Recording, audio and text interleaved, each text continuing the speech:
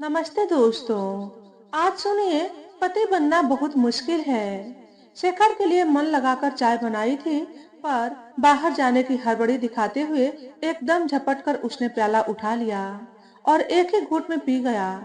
घर से बाहर जाते वक्त लड़ा भी तो नहीं जाता।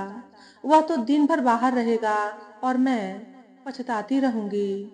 ऐसे समय में उसे घूरने के सिवा कुछ कर ही नहीं पाती। मैं सोचती, कितना अजीब है यह शेखर भी, किसी मशीन की तरह नीरस और बेजान।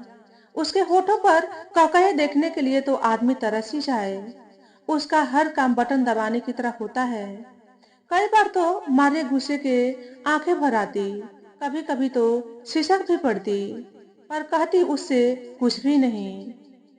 शादी को अभी 3 साल ही तो गुजरे थे, एक गुड्डी हो गई थी। सुंदर तो मैं पहले ही थी, हाँ, कुछ दुबली सी थी। माँ बनने के बाद वह कसर भी पूरी सी हो गई।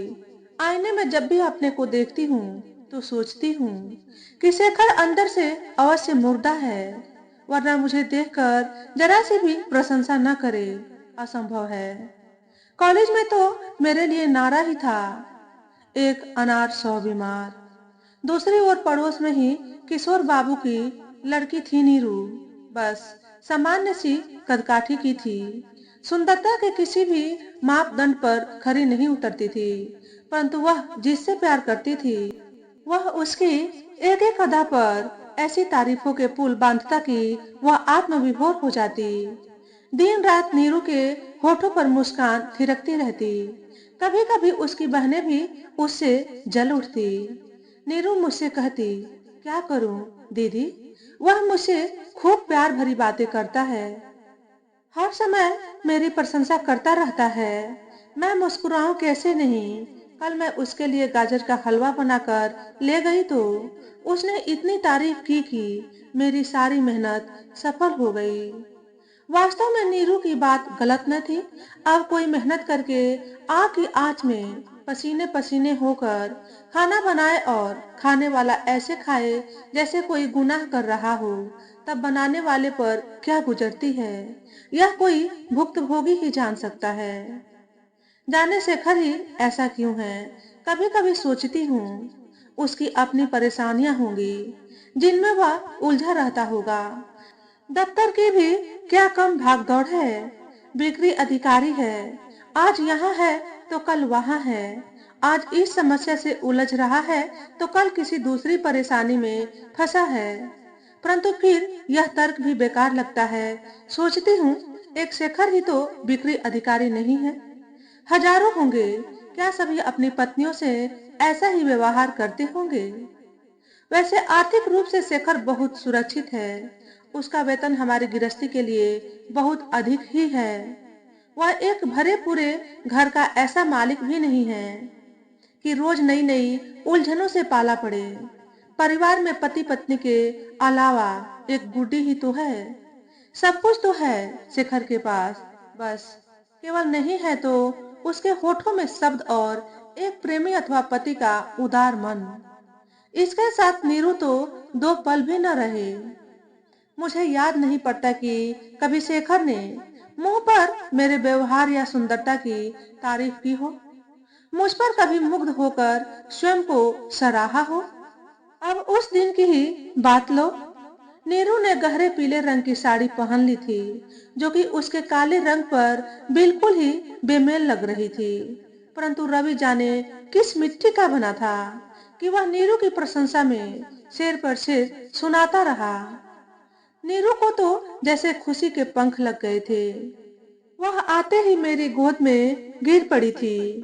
मैंने घबरा कर पूछा, क्या हुआ नीरू, कोई बात हुई? बात क्या होगी? नीरू ने मेरी बाह में चिकोटी काट कर कहा। आज क्या मैं सच में पीली साड़ी में कहर बरपा रही थी? कहो तो। मैं क्या उत्तर देती। पीली साड़ी में वह कुछ खास अच्छी न लग रही थी, पर उसे खुश करने की गरज से कहा, हाँ, सचमुच तुम आज बहुत सुंदर लग रही हो। बिल्कुल ठीक। नीरू चहक उठी। रवि भी ऐसा ही कहता था। बस वह मुझे देखते ही कवि बन जाता है। मुझे याद है, एक बार पायल पहनने का फैशन चल पड़ा था। ऐसे में मुझे भी शौक चढ़ा कि मैं भी पायल पहन लूं।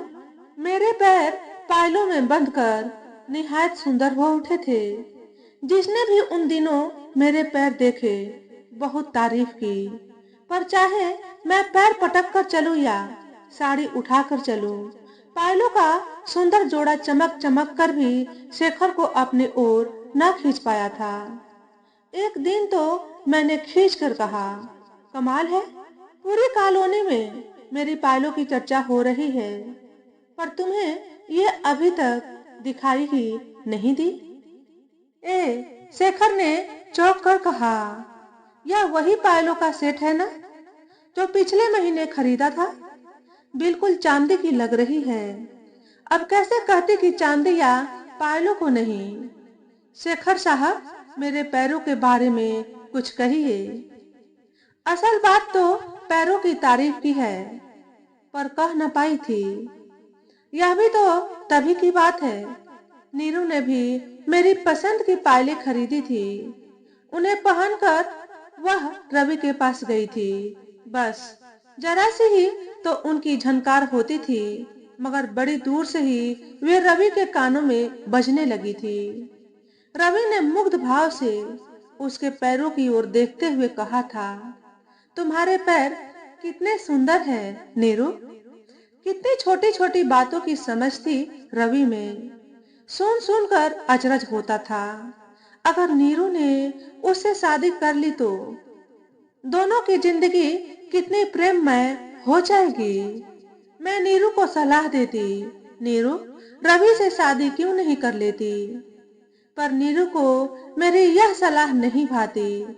मुस्कुराकर कहती, रवि अभी प्रेमी ही बना रहना चाहता है, जब तक कि उसके मन की कविता खत्म न हो जाए। कविता? मैं चौंक कर रह जाती। रवि का मन कविता से भरा है, तभी उससे इतनी तारीफ हो पाती है। कितना आकुल रहता है वह नीरू के लिए।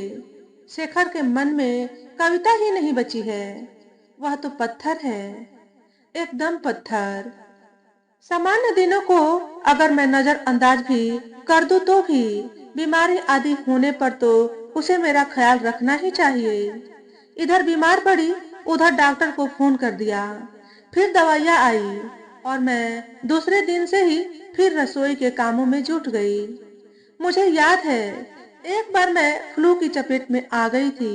शेखर ने बिना देर किए दवा मंगा दी थी, पर मैं जानबूझकर अपने को बीमार दिखाकर बिस्तर पर ही पड़ी रही थी। शेखर ने तुरंत मायके से मेरी छोटी बहन सोलू को बुला लिया था। मैं चाहती थी कि शेखर नीरू के रवि की तरह ही मेरी तीमारदारी करे, मेरे स्वास्थ्य के बारे में बार बार पूछे, मनाए, हंसाए, मगर ऐसा कुछ न हुआ। बीमारी आई और भाग गई। इतना ही नहीं, शेखर स्वयं बीमार पड़ता तो इस बात की मुझसे कभी अपेक्षा नहीं करता कि मैं उसकी सेवा टहल में लगी रहूं। मैं जानबूझकर उसके पास बैठ भी जाऊं तो मुझे जबरन उठाकर किसी काम में लगवा देता या अपने दफ्तरी हिसाब के जोड़ तोड़ में लग जाता। ऐसी स्थिति में मैं गुस्से से उबल पड़ती। अगर कभी रवि बीमार होता तो उसकी डॉक्टर सिर्फ नीरू होती। मैं रवि को पाकर कभी निराश नहीं होंगी दीदी, नीरू अक्सर कहती। उसे हमेशा मेरी चिंता सताती रहती है। मैं अगर चाहूं तो भी लापरवाह नहीं हो सकती, पहले ही वह टोक देगा। कभी कभी उसकी याददाश्त पर मैं दंग हो जाती हूँ। लगता है जैसे वह डायरी या कैलेंडर हो। याददाश्त के मामले में भी शेखर बिल्कुल कोरा है। अगर कहीं जाने का कार्यक्रम बने तो वह अधिकतर भूल ही जाता है। सोचती हूँ कि किसी दिन वह कहीं मुझे ही न भूल जाए। एक दिन मैंने शादी वाली साड़ी पहनी थी। शेखर ने देखा और एक हल्की सी मिठास से वह भूल भी गया। पर वह बात नहीं आई जो नीरू के रवि में पैदा होती। मुझे इतना गुस्सा आया कि मुंह फुलाकर बैठ गई। घंटों उससे कुछ न बोली। शेखर को किसी भी चीज की जरूरत पड़ी तो गुड्डी के हाथों भिजवा दी। शेखर ने रूठ कर कहा। अगर गुड्डी ना होती तो आप हमें ये चीजें किस तरह से देती? डाक से भेज देती, मैंने ताव खाकर कहा। शेखर हंसने लगा। इतनी सी बात पर इतना गुस्सा? हमें पता होता कि बीवियों की हर बात की प्रशंसा करनी पड़ती है तो शादी से पहले हम कुछ ऐसी वैसी किताबें जरूर पढ़ लेते। मैंने भन्ना कर शेखर को देखा और बिल्कुल रोने रोने को हो आई। प्रेमी होना हर किसी के बस की बात नहीं होती। तुम कभी प्रेमी न बन पाओगे। रवि को तो तुमने देखा होगा। कौन रवि? शेखर चौंका। कहीं वह नीरू का प्रेमी तो नहीं? जी हाँ, वही। मैंने नमक मिर्च लगाते हुए कहा। नीरू की एक एक बात की तारीफ हजार शब्दों में करता है। तुम्हारी तरह हर समय चुप्पी साधे नहीं रहता। बातचीत में भी इतनी कंजूसी अच्छी नहीं होती। अरे तो मैं क्या करूं? बिना प्रेम का पाठ पढ़े ही ब्याह के खूंटे से बांध दिए गए। वैसे एक बात है, प्रेमी बनना बड़ा आसान काम है, समझी, मगर पति बनना बहुत मुश्किल है। जाने कितनी योग्यताएं चाहिए पति बनने के लिए। पहले तो उत्तम वेतन वाली नौकरी जिससे लड़की का गुजारा भली भांति हो सके। सिर पर अपनी छत है या नहीं, घर कैसा है, उसके घर के लोग कैसे हैं, घर में कितने लोग हैं, लड़के में कोई बुराई तो नहीं, उसके अच्छे चाल चलन के लिए पास पड़ोसियों का प्रमाण पत्र आदि चाहिए। और जब पूरी तरह पति बन जाओ तो अपनी सुंदर पत्नी की बुराइयों को दूर करने का प्रयत्न करो। अपने आप को ही लो। तुम्हें सोना, सजना, संवरना, गप्पे मारना, फिल्में देखना आदि यही सब तो आता था। नकचढ़ी भी कितनी थी तुम। हमारे घर की सीमित सुविधाओं में तुम्हारा दम घुटता था। अब शेखर बिल्कुल गंभीर हो गया था। तुम जानती ही हो कैसे मैंने धीरे धीरे तुम्हें बिल्कुल बदल दिया। व्यर्थ गप्पे मारना, फिल्में देखना सब तुमने बंद कर दिया। फिर तुमने मुझे भी तो बदला है। शेखर ने रुक कर पूछा। अब कहो, तुम्हें शेखर की भूमिका पसंद है या रवि की? रवि की, मैं दृढ़ता से बोली। प्रेम ही जिंदगी है, या तुम क्यों भूल जाते हो? क्यों? मैं क्या तुमसे प्रेम नहीं करता? हर तरह से तुम्हारा ख्याल रखता हूँ। जो बना कर देती हो खा लेता हूँ। दफ्तर से छुट्टी मिलते ही फालतू गपशप में उलझने के बजाय सीधा घर आता हूँ। तुम्हें जरा सी छींक भी आए तो फौरन डॉक्टर हाजिर कर देता हूँ। क्या यह प्रेम नहीं है? यह प्रेम है या कद्दू की सब्जी? मैं बिल्कुल झल्ला गई। तुम्हें प्रेम करना रवि से सीखना पड़ेगा। दिन रात नीरू से जाने क्या क्या बातें करता रहता है। उसकी तो बातें ही खत्म नहीं होती। नीरू कुछ भी ओढ़े पहने, खाए पकाए, रवि उसकी प्रशंसा करते नहीं थकता। नीरू तो उसे पाकर किसी और चीज की तमन्ना ही नहीं रखती। अच्छा तो यह बात है। तब तुमने नीरू से कभी यह क्यों नहीं कहा कि वह रवि से शादी कर ले? कहा तो है, फिर वह विवाह उससे क्यों नहीं करता? रवि का कहना है कि जब तक उसके अंदर की कविता शेष न हो जाए तब तक वह विवाह नहीं करना चाहता। विवाह से प्रेम खत्म हो जाता है, सब बकवास है। शेखर उत्तेजित होकर बोला। आदमी की कविता भी कभी मरती है। जिस व्यक्ति ने सभ्यता को विनाशकारी आड़म्बर दिया, उसके अंदर की भी कविता खत्म नहीं हुई थी। ऐसा होता तो वह कभी अपने अपराध बोध के कारण आत्महत्या नहीं करता, समझी। असल में रवि कभी भी नीरू से शादी नहीं करेगा।